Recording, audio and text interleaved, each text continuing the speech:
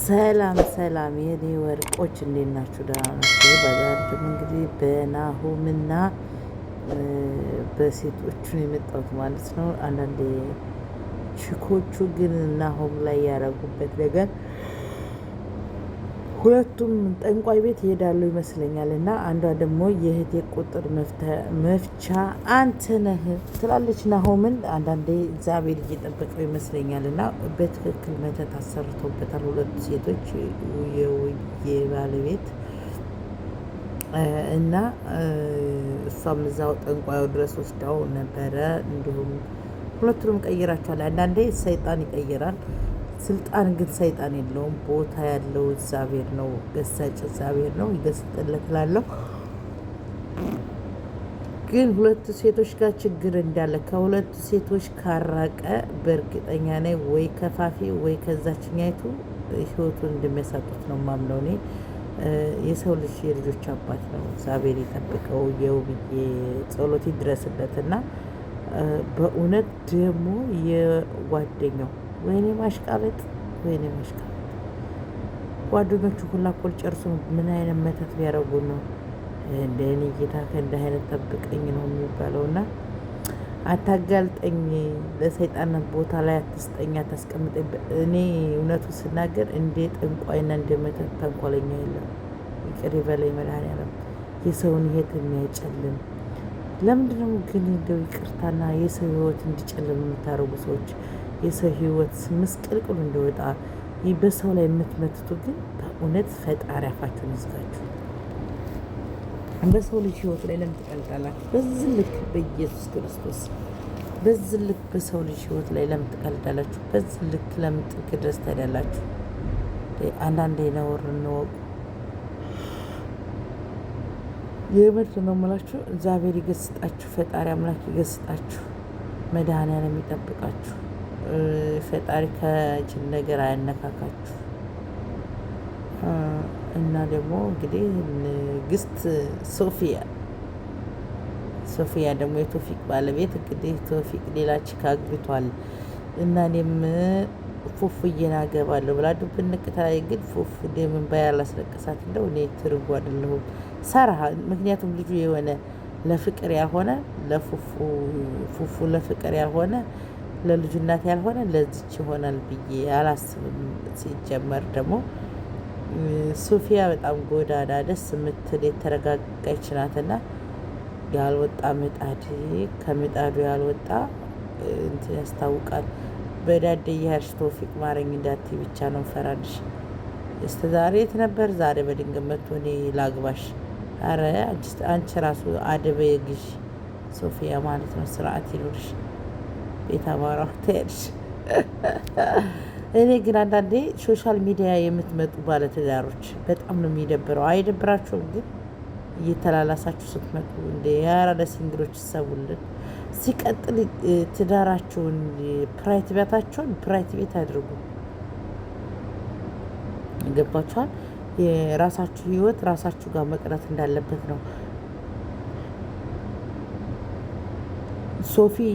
የሶፊ ጣውንት ደግሞ የቶፊቅ ባለቤት እንግዲህ ጉዷ እየተዘረዘረ ነው። ገንዘብ ብላ እንደሆነ እንደተጠጋችው ቶፊቅን የተነገረ ነው። እና የገዛ ባለቤቱ መስዋዕት መክፈል ባለብኝ ሰዓት በወንድ ልጅ አምላኬ ለፍቻለሁ፣ ስለ ወንድ ልጅ ብዬ ታገያለሁ፣ ግን እሷ ለእኔ ይህ አልነበረም ሲል ተደምጧል። እና እውነት ለመናገር ይቅር ይበልሽ። በዚህ ልክ የሰውን ህይወት ታጨልሚያለሽ ብዬ አስቤሽ አላውቅም። ትያለሽ። እና ለማንኛውም ግን አንዳንዴ ሶሻል ሚዲያ ለጥሩ ነገር ትምህርት ታስተምሩን እንዴ።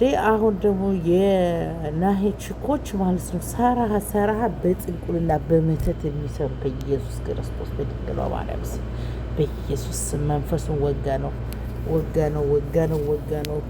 ልዩ ጩፋ ጋር ይሻላችኋል። ጠንቋይ ቤት ሄዳችሁ የምታምኑት ልዩ ጩፋ በአንድ ፊት ይሻላችኋል። እና ውብዬን በዚህ ልክ ባታስጨንቋት፣ በዚህ ልክ ውብዬን ባታስለቅሱብኝ ደስ ይለኛል። ውብዬ የእኛ ቆንጆ እውነት ለመናገር ጠንካራ ሴት ናት። ይህን ጉላሽ ሲያጋጋባት ለዋላይ እኔ አናቱን ተርትሬ ለሁለት ነበር የምለቀው። ቀልድ የለም እንደዚህ ግን በጣም ኃይለኛ ደስ የምትል አይ አማራዋ ቆራጧ እንደው የእንትና ሚስት የባሏ እኮ ጠንካራ ጥሩ ሰው ነበረ። ሰራበት ዝልክ መሆኑ ነው የተዝረጠረጠው። ግን በኢየሱስ አንዳንዴ እኮ ግን ማለት ነው በመተት አትያዙ።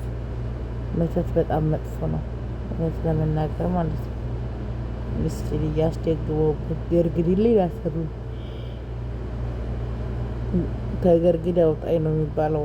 ሰረሃ ውብዬ ባለቤት እንግዲህ ያው እንደምታውቁት ችግር ላይ ነው ያለው። ችግር ላይ ነው። ተቸግረናል አለ ጉርመጽዮ እና ማለት ነው። ተቸግረናል። ወሽመጤ ቆርጥ ያለው ልጅ ተረት ዛላችሁ። ወሽመጤ ቆምጣ እንጥሌ ብቅስ አለ ያለው ልጅ ወሽመጤ ተቆመጠ ያለው ልክ እንደዛኛም ወሽመጣቸው ቆርጥ አለ ጋይስ። ቆምጥ አለ ወሽመጤ እንጀራሽ። የእኛም ወሽመጥ እኮ እንደ በኢዮቤ በኩል በዚህ በማን ነው በእንትና በኩል ያለው እኮ እንጥላችን ቆምጥ አለ። ወይኔ እዚህ የንግስት ሱመያ ጉዳይ ያስጨንቀናል። እዚህ እናንተ ጉዳይ ያስጨንቀናል። እኛ ለስታችሁ እኛ ኢትዮጵያኖች ለስታችሁ እንጨነቅ። ኧረ ተው ኧረ ተው እናንተ ልጆች ተው። እዚህ እንጥላችን ብትሳ ትኖራላችሁ። እዚህ ወሽመጤ ተቆመጠ ትላላችሁ። እኛ ከየትኛውን ነው ጋይስ?